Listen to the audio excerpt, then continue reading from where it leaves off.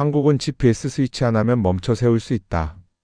핵 잠수함의 연료봉 공급만 끊으면 그들은 200억 달러짜리 고철 덩어리를 바다에 띄워놓고 구경만 하게 될 겁니다. 2023년 가을 워싱턴 펜타곤 지하 3층 회의실에서 한 고위 관료가 웃으며 던진 말입니다. 그런데 지금 바로 이 순간 그 말을 했던 사람들이 밤잠을 설치고 있습니다. 여러분 안녕하세요. 현무TV의 현무입니다. 본격적인 이야기 시작하기 전에 구독과 좋아요 한 번만 부탁드립니다.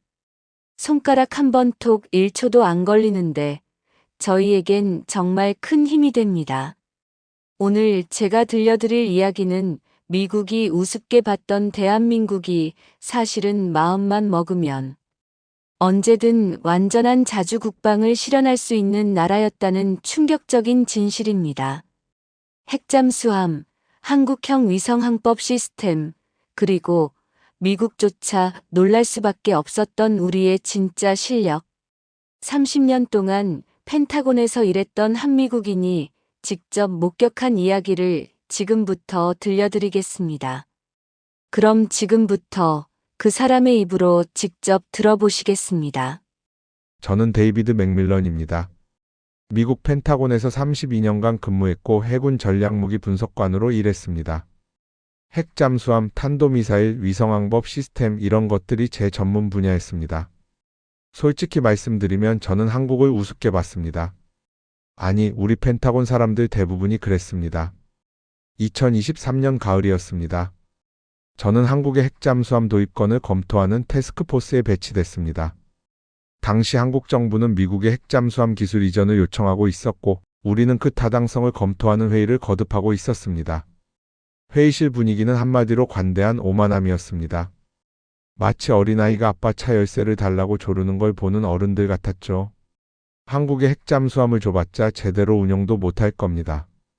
해군 제독 출신 고문이 말했습니다. 원자로 제어 기술은 우리가 쥐고 있고 연료봉 공급도 우리 손에 달려 있습니다. 결국 우리가 허락해야만 움직일 수 있는 배를 비싼 돈 주고 사는 셈이죠. 다른 분석관이 거들었습니다. 게다가 GPS 없이는 정밀 타격도 불가능합니다. 우리가 GPS 신호만 차단하면 한국의 모든 미사일은 그냥 비싼 불꽃놀이용 로켓이 됩니다. ICBM이든 SLBM이든 마찬가지입니다. 저도 고개를 끄덕였습니다.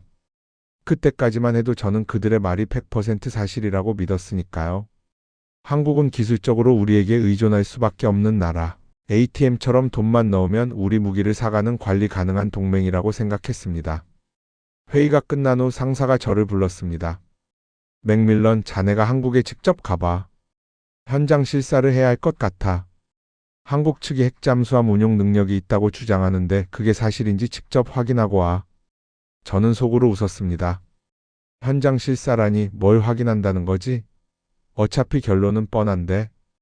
그렇게 저는 2023년 11월 대한민국 땅을 처음 밟았습니다. 첫 방문지는 경상남도 진해에 있는 대한민국 해군작전사령부였습니다. 차를 타고 기지로 들어가는데 솔직히 기대는 하지 않았습니다. 아무리 잘해봤자 우리 기술 카피한 수준이겠지. 그런데 통제실에 들어서는 순간 제 예상은 완전히 빗나갔습니다. 통제실 한가운데 거대한 디스플레이가 있었습니다. 실시간으로 동해와 서해, 남해의 모든 함정 위치가 표시되고 있었습니다. 그런데 놀라운 건 그 정보가 미국 GPS가 아니라 한국형 위성항법 시스템 KPS에서 나오고 있다는 거였습니다. 이게 KPS입니까? 저는 해군 제독에게 물었습니다. 그렇습니다. 제독이 담담하게 답했습니다. 2035년이면 완전히 독립적인 시스템이 구축되지만 이미 시험 위성 몇 개로도 작전 지역 내에서는 GPS 수준의 정밀도를 확보하고 있습니다. 저는 화면을 뚫어지게 봤습니다. 오차 범위가 1m 이내였습니다. 이건 미국 군사용 GPS와 거의 동급이었습니다. 이게 가능하다고? 저는 속으로 당황했지만 겉으로는 무표정을 유지했습니다. 하지만 위성이 몇 개 안 되지 않습니까? 실전에서는 불안정하지 않을까요? 제가 물었습니다. 제독은 미소를 지으며 화면을 전환했습니다. 보십시오. 우리는 GPS, 러시아 글로나스, 중국 베이더우, 유럽 갈릴레오, 그리고 우리 KPS를 동시에 받아서 통합 처리합니다. 어느 하나가 끊겨도 나머지로 즉시 전환됩니다. 오히려 GPS만 쓰는 것보다 더 안정적입니다. 그 순간 제 머릿속에서 뭔가 무너지는 소리가 들렸습니다. GPS 스위치만 끄면 한국은 멈춘다고 믿었던 제 확신이 산산조각 나는 소리였습니다.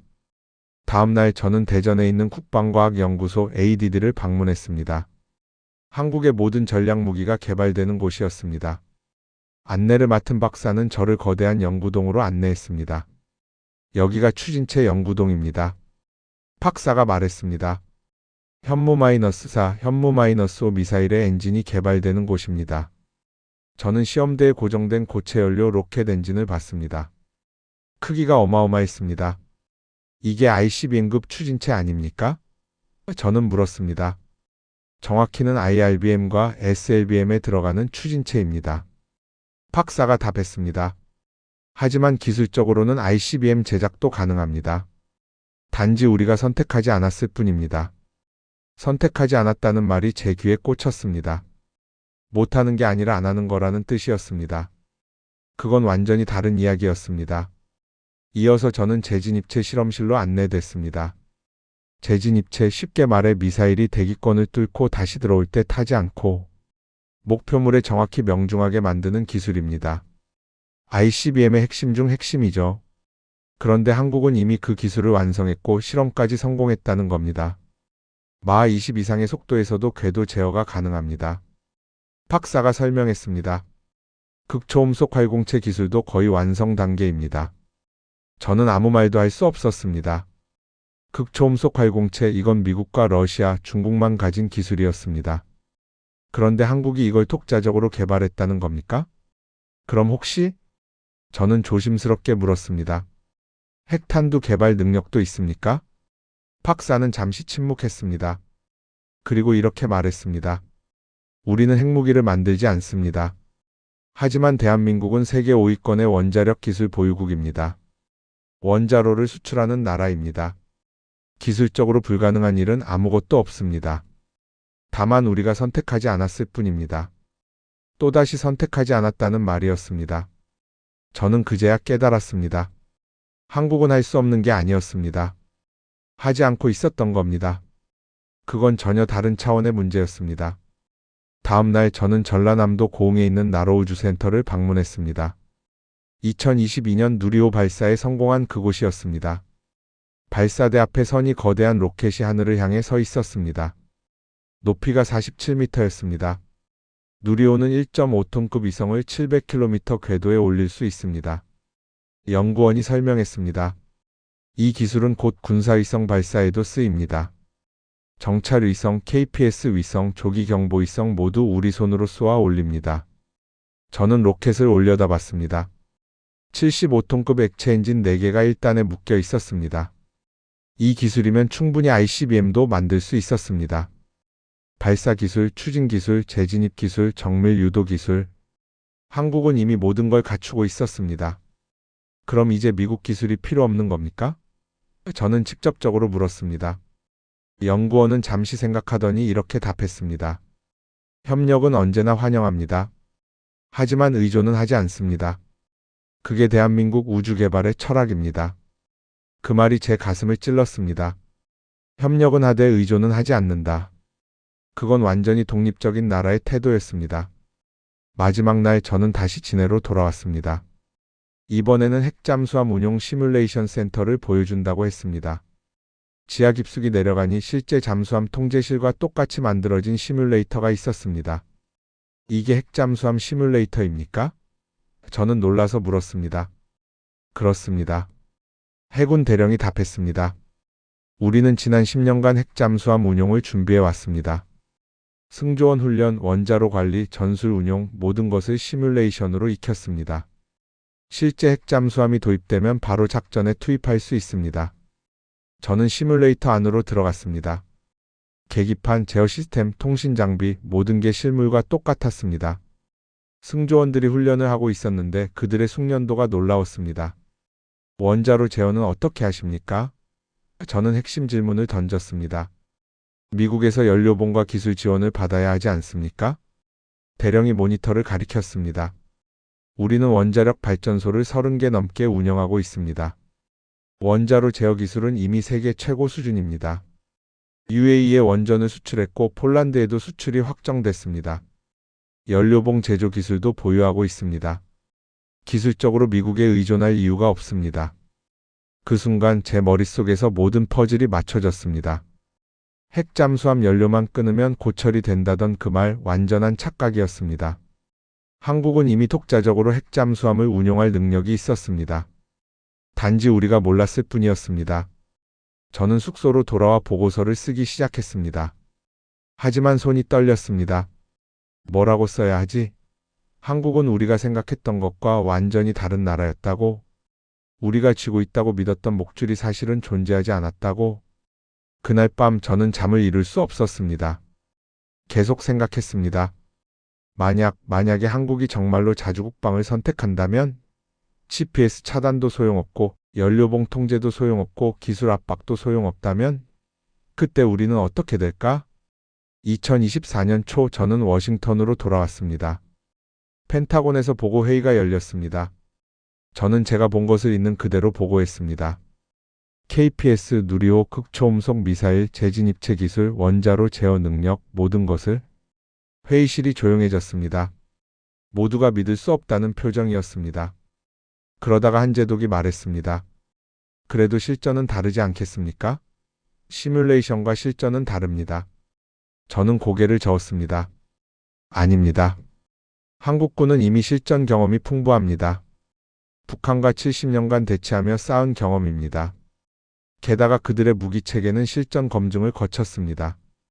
우크라이나 전쟁에서 한국산 무기가 러시아제 무기를 압도했다는 보고가 있습니다. 회의실이 다시 조용해졌습니다. 그때 국방부 차관이 물었습니다. 그럼 맥밀런 자네 판단으로는 한국이 완전한 자주국방을 선택하면 어떻게 됩니까? 저는 잠시 망설였습니다.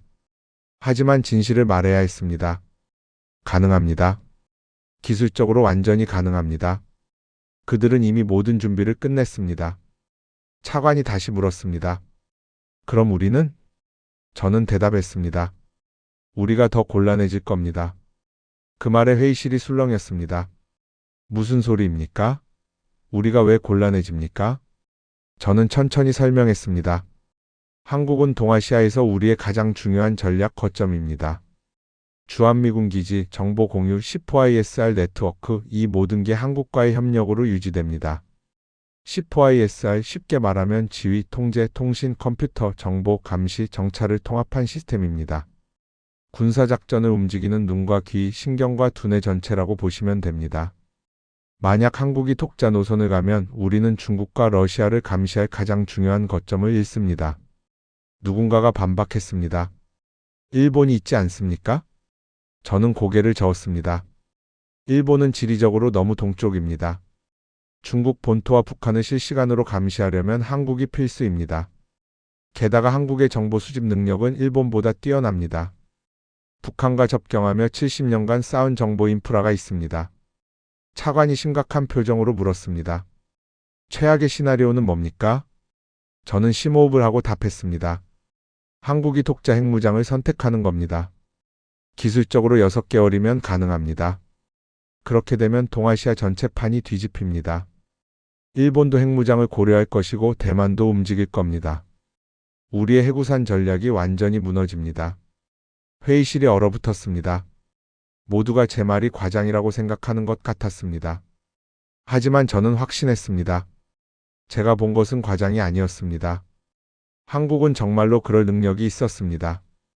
2024년 여름 제 예측은 현실이 되기 시작했습니다.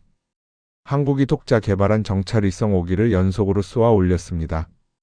해상도가 50cm급이었습니다. 이건 사람 얼굴까지 식별할 수 있는 수준이었습니다. 더 놀라운 건 한국이 조기경보위성까지 발사한다고 발표한 겁니다. 조기경보위성, 이건 적의 미사일 발사를 탐지하는 위성입니다. 미국, 러시아, 중국만 가진 기술이었습니다. 그런데 한국이 이걸 독자 개발했다는 겁니다. 펜타곤은 긴장하기 시작했습니다. 한국이 독자 정보망을 구축하고 있다. 이러다가 우리 정보에 의존하지 않게 되는 거 아닌가? 고위 관료들이 우려했습니다. 저는 회의에서 말했습니다. 이미 그렇게 되고 있습니다. 한국의 KPS는 2027년이면 동아시아 전역을 커버할 겁니다. 정찰 위성과 조기 경보 위성이 결합되면 한국은 우리 없이도 독자 작전이 가능합니다. 그해 가을 한국이 핵잠수함 자체 개발을 검토한다는 소식이 들렸습니다. 미국 기술 이전을 기다리지 않고 아예 독자 개발로 가겠다는 겁니다. 펜타곤은 충격에 빠졌습니다. 자체 개발이 가능합니까? 누군가 물었습니다. 저는 답했습니다. 가능합니다. 그들은 원자력 발전소 기술이 있고 잠수함 건조 기술도 세계적입니다. 209급, 214급, 3000톤급 잠수함을 독자 건조했습니다. 기술적으로 불가능한 게 아닙니다. 시간이 걸릴 뿐입니다. 그때 한 분석관이 제안했습니다. 그럼 우리가 선제적으로 압박하면 어떻습니까? GPS 신호를 제한하거나 데이터 링크를 통제하거나. 저는 단호하게 반대했습니다. 최악의 선택입니다. 그렇게 하면 한국은 완전히 등을 돌립니다. 그들은 이미 대안을 준비했습니다. 우리가 압박하면 그 대안을 즉시 실행할 겁니다. 하지만 제 경고는 무시됐습니다. 2024년 12월 미국 국방부는 한국에 미묘한 압박을 가하기 시작했습니다. 일부 군사정보 공유를 지연시키고 GPS 정밀도를 미세하게 낮추고 기술 이전 협상을 늦춰버렸습니다. 저는 불길한 예감이 들었습니다. 이건 잘못됐어. 완전히 잘못된 접근이야. 2025년 1월 한반도의 긴장이 고조됐습니다. 북한이 대규모 군사훈련을 실시했고 한국도 대응훈련에 들어갔습니다. 미국은 항공모함을 동해로 보냈고 한미연합훈련이 시작됐습니다. 훈련 3일째 사건이 터졌습니다. 미국이 한국에 제공하던 실시간 정보 링크가 갑자기 끊긴 겁니다. 공식적으로는 기술적 문제라고 했지만 저는 알고 있었습니다. 이건 의도적인 차단이었습니다. 한국을 시험하는 겁니다. GPS와 정보 링크 없이 제대로 작전할 수 있나 보자는 오만한 시험이었습니다. 저는 작전 상황실에서 실시간으로 상황을 지켜봤습니다. 모니터에 한국군의 움직임이 표시됐는데 예상과 달랐습니다. 한국군은 전혀 혼란스러워하지 않았습니다. 오히려 더 정확하게 움직였습니다. 이게 어떻게 된 겁니까? 지휘관이 물었습니다.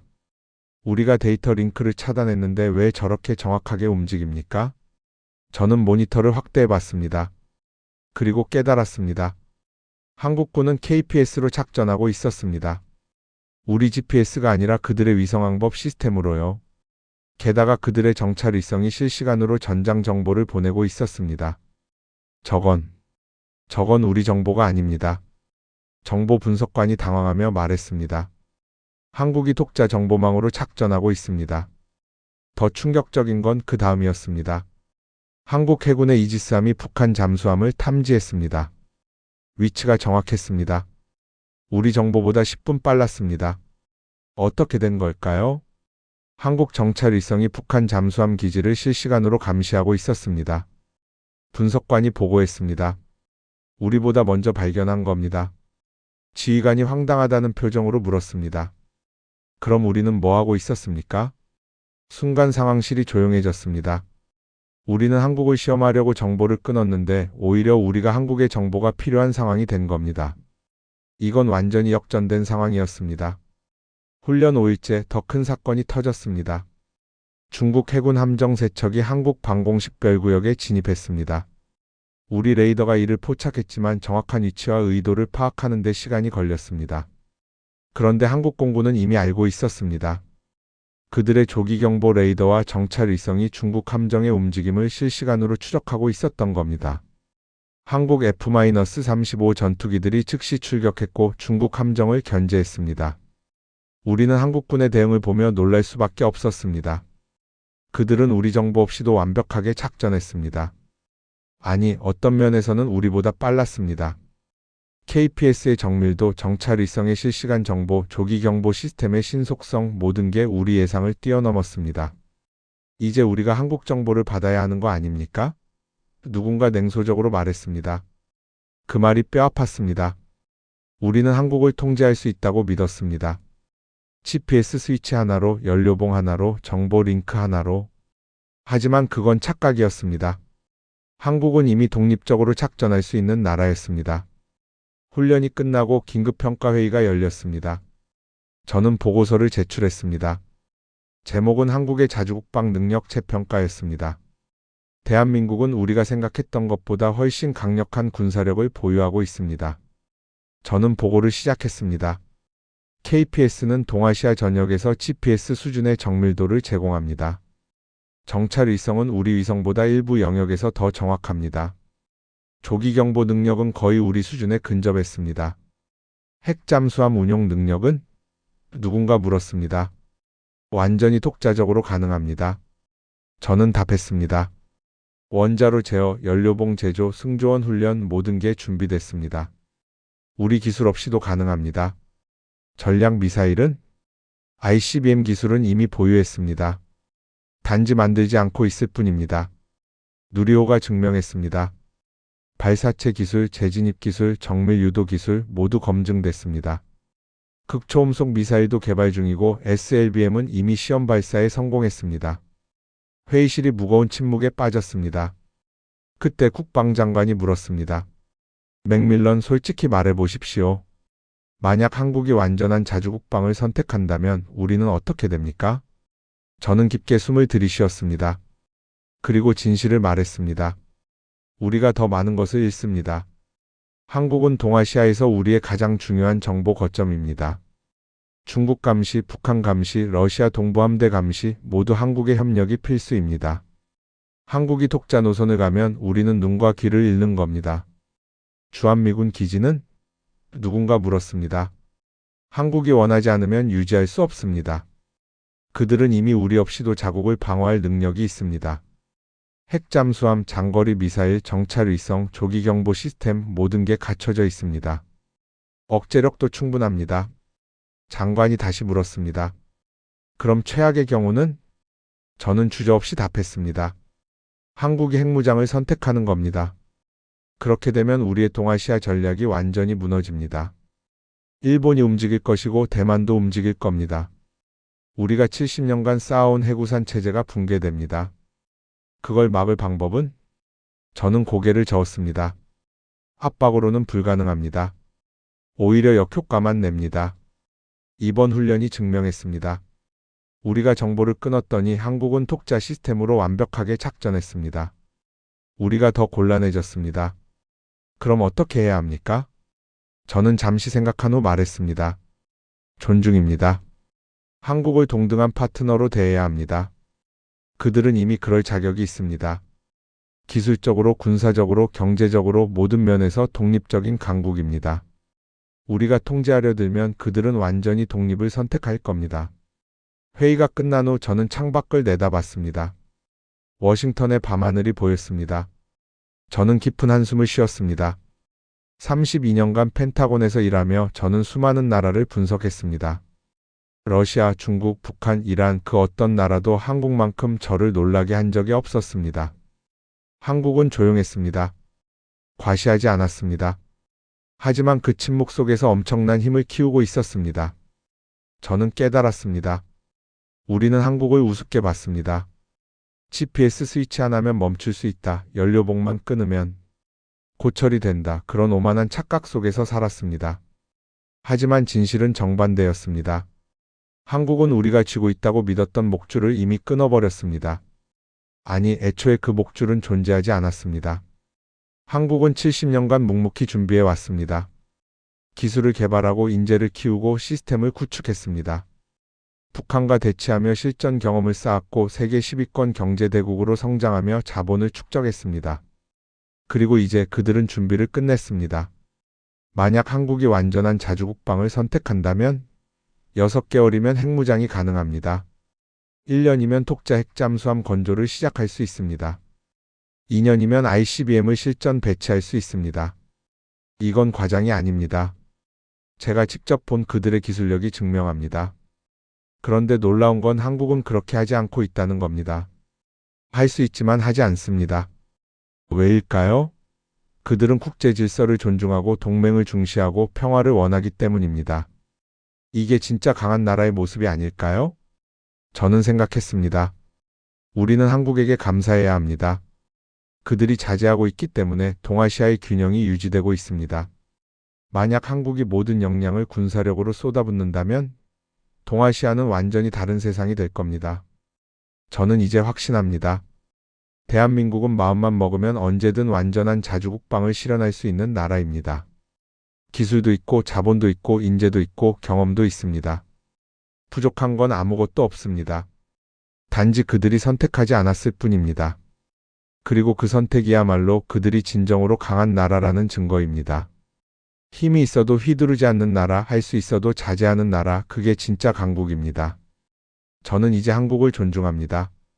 그리고 두렵습니다.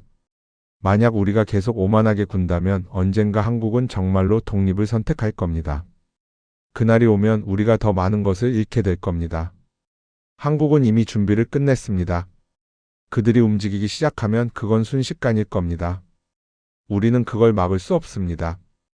단지 존중하고 협력하고 동등한 파트너로 대우하는 것만이 우리가 할 수 있는 전부입니다.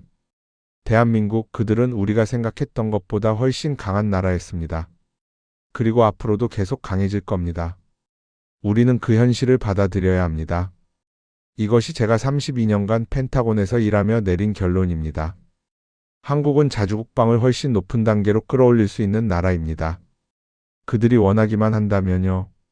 여러분, 현무TV의 현무입니다. 지금까지 미국 펜타곤에서 30년 넘게 일했던 한 분석관의 고백을 들으셨습니다. 미국은 한국을 우습게 봤습니다. GPS 스위치 하나면 멈출 수 있다고, 연료봉만 끊으면 핵잠수함은 고철이 된다고 그렇게 믿었습니다. 하지만 그건 착각이었습니다. 대한민국은 이미 모든 걸 준비했습니다. KPS로 독자 항법이 가능하고, 누리호로 위성을 쏘아 올리고, 원자력 기술로 핵잠수함을 운용하고, 극초음속 미사일을 개발하는 나라였습니다. 우리는 누구의 목줄에 매달린 나라가 아니었습니다. 오히려 그 목줄을 쥐고 있다고 믿었던 사람들이 사실은 우리의 정보와 기술과 협력을 필요로 하고 있었습니다. 70년간 묵묵히 쌓아온 우리의 힘이 이제 세상을 놀라게 하고 있습니다. 한국은 자주국방을 훨씬 높은 단계로 끌어올릴 수 있는 나라입니다. 6개월이면 핵무장이 가능하고, 1년이면 독자 핵잠수함을 만들 수 있고, 2년이면 ICBM을 실전 배치할 수 있습니다. 단지 우리가 선택하지 않았을 뿐입니다. 그리고 그 자제력이야말로 우리가 진정으로 강한 나라라는 증거입니다. 대한민국이 이렇게까지 강한 나라였나 하는 생각이 드셨다면 좋아요와 구독 그리고 댓글로 대한민국 파이팅 한 줄만 남겨주십시오. 여러분의 1초짜리 클릭이 다음 이야기를 만드는데 정말 큰 힘이 됩니다. 이 채널은 여러분과 함께 대한민국의 진짜 모습을, 세상이 몰랐던 우리의 힘을 계속해서 알려나갈 것입니다. 다음 이야기도 기대해 주십시오. 감사합니다.